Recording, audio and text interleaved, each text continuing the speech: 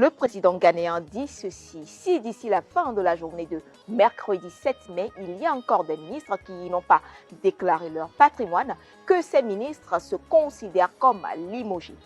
Ils seront automatiquement démis de leurs fonctions, rassure le président ghanéen. Une première sanction avait été donnée à une quarantaine de ministres et collaborateurs pour ne pas avoir respecté la date limite de la déclaration de patrimoine fixée au 31 mars. La sanction est bien loin de ce que vous pensez.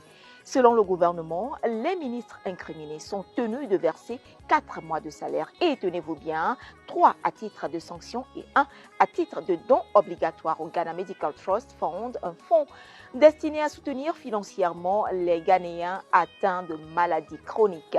Pourquoi les ministres rechignent-ils à déclarer leur patrimoine alors que leur président John Mahama s'est plié à l'exercice en février, quelques semaines après son investiture?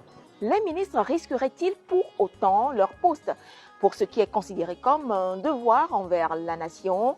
On verra bien d'ici le jeudi 8 mai.